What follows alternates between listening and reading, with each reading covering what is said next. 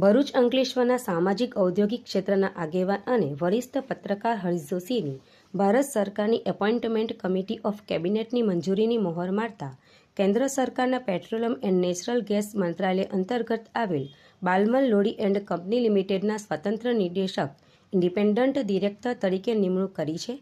બાલમલ લોડી and company, જેનો 158 વર્ષથી વધુનો ઇતિહાસ છે, જે ઔદ્યોગિક પેકેજિંગ, ગ્રીસ અને લુબ્રિકન્ટ્સ, રસાયણો, ટુરિઝમ અને વેકેશન, લોજિસ્ટિક્સ, ઇન્ફ્રાસ્ટ્રક્ચર જેવા વિવિધ ક્ષેત્રોમાં કાર્યરત છે. આ કંપનીમાં 1200 કરતાં વધુ કર્મચારીઓ છે. કેન્દ્ર સરકારે વર્ષ 2021માં તેઓને એન્જિનિયર્સ ઇન્ડિયાના ડિરેક્ટર તરીકે 3 વર્ષ માટે નિયુક્ત કર્યા હતા. તેમની નિષ્ઠાપૂર્વકની કામગીરીની નોંધ લઈ તેમને પુનઃ મહત્વના હોદ્દાઓ પર નિયુક્ત કરતા અંકલેશ્વર ભરૂચમાં આનંદની લાગણી પ્રસરી છે.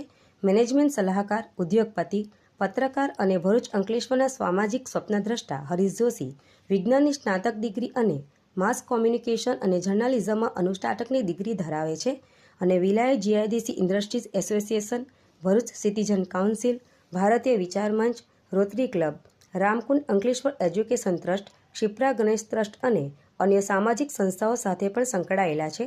વ્યવસાયિક રીતે તેઓ ગુજરાતના અનેક અગ્રણી કોર્પોરેટ ગૃહોના મેનેજમેન્ટ સલાહકાર અને બ્રોડકાસ્ટિંગ મીડિયા કંપનીના ડિરેક્ટર છે.